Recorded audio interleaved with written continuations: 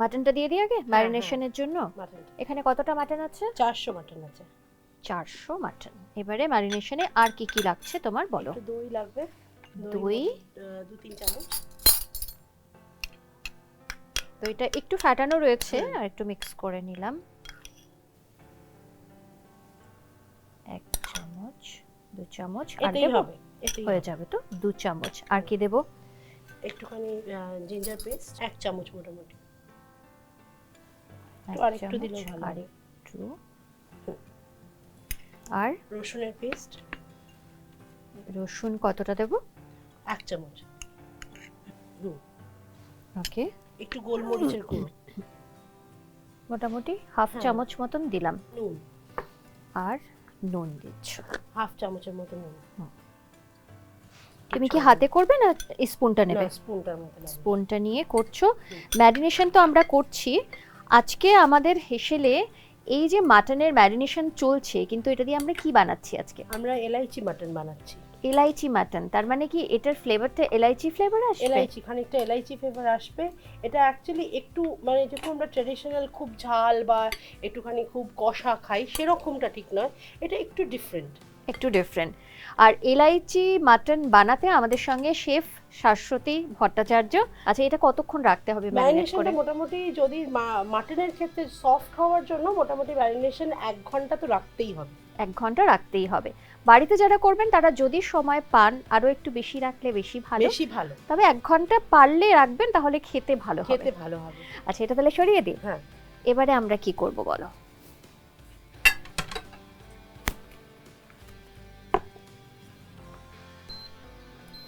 আচ্ছা, রান্নাটা কিসে করছো? সরষের তেল না সাদা তেল না ঘি?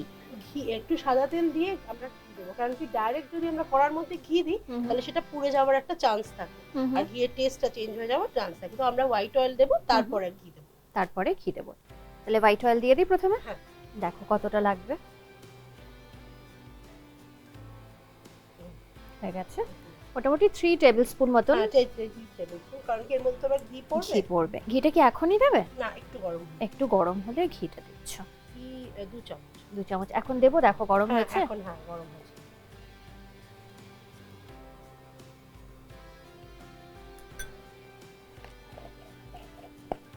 আচ্ছা, প্রায় তো তোমার ঘিটা গলে গেছে, গরম হয়ে এসছে। ফোড়নে কি দিচ্ছ? ফোড়নে আমরা দেবো একটুখানি এলাচের যে শীটসগুলো আমরা বার করে রেখেছি ওইটা দেবো, একটা শুকনো লঙ্কা দেবো, আর একটা তেজপাতা দেবো। আচ্ছা, মশলাগুলো, এই ফোড়নের মশলাগুলো যদি গরম তেলে না দেওয়া হয় তাহলে মানে তার যে ফ্লেভারটা সেটা ঠিক মতো বেরোবে না। আচ্ছা, তার মানে সবসময় তেলটা খুব গরম হলে তবেই দেওয়া উচিত। সেই ফ্লেভারটা ভালো করে, কিন্তু একটা রিস্কও থাকে, খুব গরম হয়ে গেলে বা পুড়ে যাওয়ার চান্স। আচ্ছা, সেটাও একটু দেখে নিতে হবে। আচ্ছা,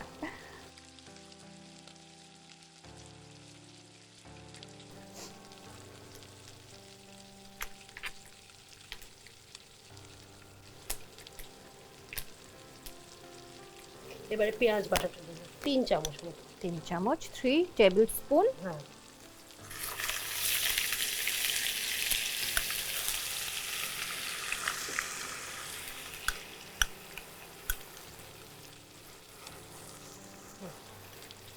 একটু নুন এর মধ্যে দিবে। একটু নুন। পেঁয়াজ ভাজার সময় একটু নুন দিলে তার টেস্ট একটু আলাদা হয়। আচ্ছা, কতটা নুন দেবো বলো? একটুখানি, হ্যাঁ। এতটা? ব্যাস ব্যাস। এটা বোধহয় ভাজা হয়ে গেছে না? এবারে কি দেবে? এবারে একটু আদা দিতে হবে আর রসুন দিতে হবে। আদা বাটা, রসুন বাটা। কতটা দেবো বলো? কারণ ম্যারিনেশনে 1 চামচ দিয়েছিলাম, আর এখন 1 চামচ দিলাম। হ্যাঁ, আর 1 চামচ একটু বেশি করে রসুন বাটা। রসুন বাটাটা পরে দিলাম কেন? কারণ যাতে রসুনের গন্ধটা একটু বেশি থাকে।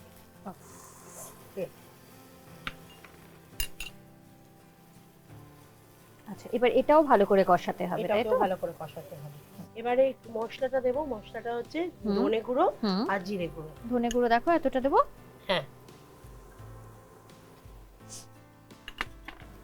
জিরে গুঁড়ো এতটা? জিরে গুঁড়ো হ্যাঁ, আরেকটুও দাও। আরেকটু দেবো। এবার ম্যারিনেটেড মাটনটা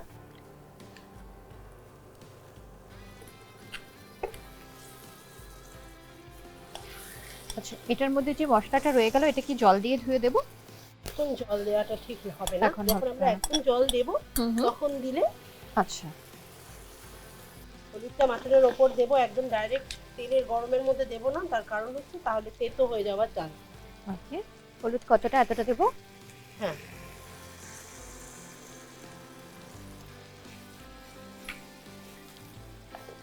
আর একটু ধনে গুঁড়ো আচ্ছা, উপর থেকে দিতে হবে, ধনে গুঁড়ো দিতে হবে। একটু গোলমরিচ গুঁড়ো, এবারে একটু গোলমরিচ গুঁড়ো, কিন্তু একটু কষা হয়ে যাবে পরে। একটু পরে। আচ্ছা, এবারে এটা ভালো করে কষতে হবে তো? মাটন রান্নার যেটা সব থেকে বড় বিশেষত্ব, এটা ভালো করে ভালো করে কষা। আচ্ছা, এবার কি দিচ্ছ এটাতে? এর মধ্যে একটু জল।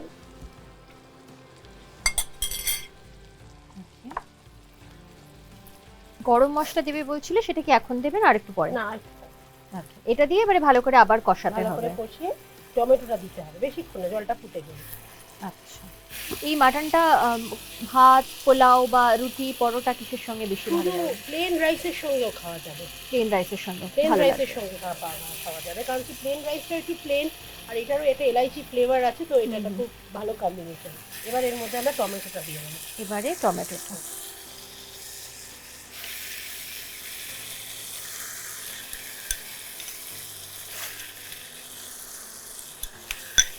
টু টেবিল স্পুনের একটু বেশি। একটু বেশি। এবারে কি এটা ভালো করে আবারও কষাতে? হ্যাঁ, এই টমেটোটা যতক্ষণ গলে গিয়ে এই তেলটা বেরিয়ে যাবে।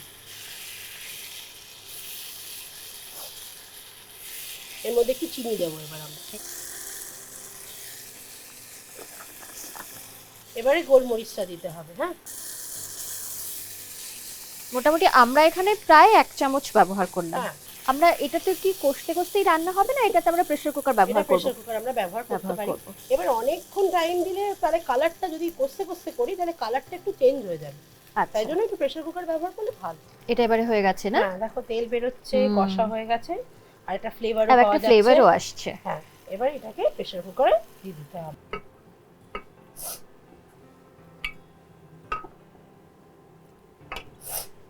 দেখো গরম আছে। হ্যাঁ,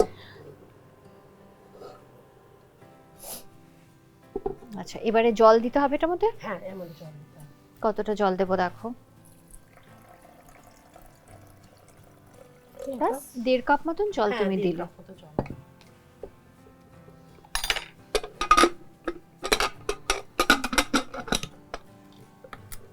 এবার এটা অন করে দিলাম। কটা সিটি দিতে হবে? 3টে থেকে 4টে সিটি হলে হয়ে যাবে, যেহেতু আমাদের কষানো রয়েছে মাংসটা। আচ্ছা, এবারে তাহলে কিছুটা সময় দিতে হবে 3-4টে সিটির জন্য। আচ্ছা, সিটি তো বেশ কয়েকটা হলো, একবার একটু তুমি চেক করবে হয়েছে কিনা? দেখি, বেরিয়ে গেছে হাওয়াটা।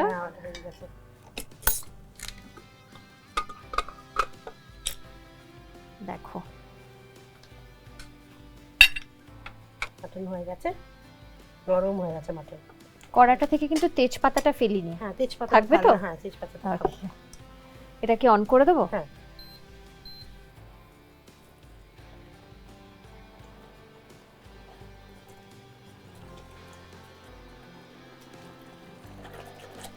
মাংসটা দেখেই মনে হচ্ছে খুব ভালো সেদ্ধ হয়েছে। হ্যাঁ, একদম সেদ্ধ হয়ে। আচ্ছা, এটা দাও, এটা আমি সরিয়ে দিই। এর মধ্যে এবার একটু নারকোলটা, ওই নারকোলের যে বাটাটা রয়েছে ওইটা একটু দিয়ে দিতে হবে, তাহলে এটার মধ্যে একটু ঘনত্ব, যে থিকনেস বলে সেইটা আসে। আর দেবো? এখন কিছুই না, শুধু একটু এই যে প্রেসার কুকার থেকে বার করেছি যে এই যে একটু ঝোল হয়েছে সেইটাকে একটুখানি। আচ্ছা, এমনি অলরেডি কুকড বিষয়টা, হ্যাঁ, কিন্তু একটু ড্রাই করছি আমরা, তাই তো? দেখো এটা ঘন হয়ে এসেছে। এবার এটাকে আমরা অফ করে দেবো, তাহলে হয়ে গেছে তো? হয়ে গেছে। আমার একটা স্পুন লাগবে। স্পুন লাগবে তো? কেন?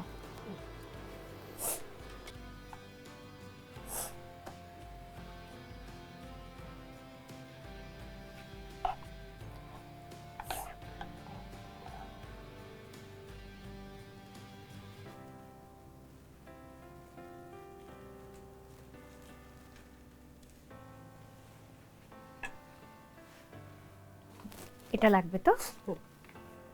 আচ্ছা, অন করে দিলাম। এবার লাগছে তোমার ঘি। একটু ঘি, তার মধ্যে দিচ্ছি আমরা এই এলাচ, বড় এলাচ, বড় এলাচের দানাগুলো। দানা একটু spatula।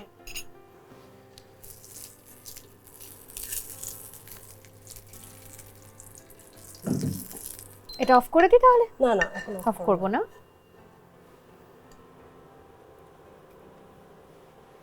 এই নারকেলগুলো একটু মধ্যে দিয়ে দাও। ওই যে ওগুলো। আচ্ছা, এই গার্নিশের জন্য আছে। হ্যাঁ, ওইগুলো দিই।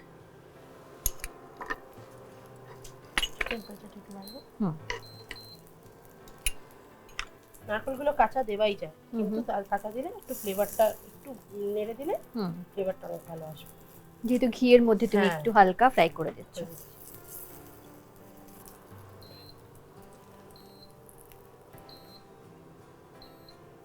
টমেটোগুলো কত?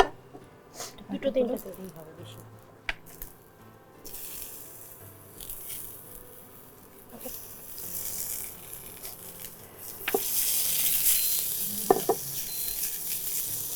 একটু সল্ট এটার উপরে দাও।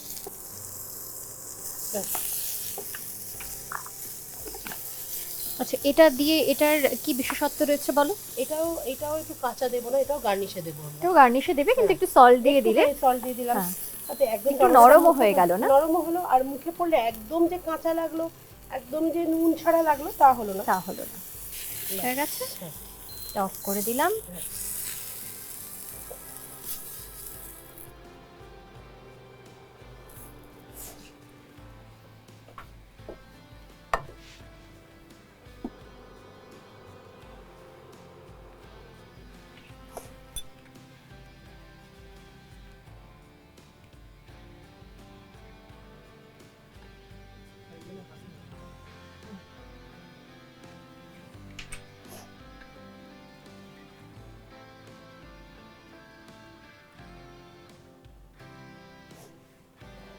তৈরি আজকে আমাদের এলাইচি মাটন।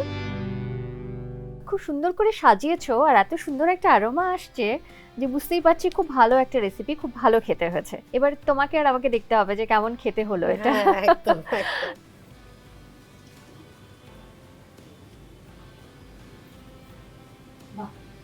অপূর্ব খেতে হয়েছে, সত্যি অভিনব একটা রেসিপি। পুরোনো দিনের মাটন হলেও এলাইচি মাটন, কিন্তু একটা নতুনত্ব রয়েছে, একটা নতুন ফ্লেভার কিন্তু এটার মধ্যে রয়েছে। অবশ্যই বাড়িতে একবার ট্রাই করুন। আর তোমার জন্য আমাদের হ্যাংলা হেসেলের পক্ষ থেকে ছোট্ট থ্যাংক ইউ, ওয়েলকাম। আর আপনারাও আমাদের সঙ্গে এভাবেই থাকবেন, ভালো থাকবেন অবশ্যই। আর আমাদের এই ভিডিওটি শেয়ার করতে কিন্তু একদম ভুলবেন না, কারণ আমাদের এই ভিডিওতে বা এই সমস্ত ভিডিওতে যে ভিডিওগুলো রান্নার বিভিন্ন কথা নিয়ে, বিভিন্ন কাহিনী নিয়ে, বিভিন্ন ইতিহাস নিয়ে থাকে, সেগুলোতে তো আপনারা পার্টিসিপেট করেন, আপনারা থাকেন, কিন্তু আপনাদের মতামত কিন্তু আমাদের জন্য ভীষণ গুরুত্বপূর্ণ। তাই রান্না করে কেমন লাগলো সেটা যেমন জানাবেন, ভিডিওটি কেমন লাগলো সেটাও কিন্তু জানাতে ভুলবেন না। খুব ভালো থাকবেন, উৎসবে খুব আনন্দ করুন, মজা করুন পরিবারের সঙ্গে। আর এরকম নিত্য নতুন রেসিপি আমাদের হেসেল থেকে নিয়ে বাড়িতে বানান, আর কেমন বানালেন সেটাও কিন্তু অবশ্যই জানান। আর এভাবেই সঙ্গে থাকুন, ভালো থাকুন।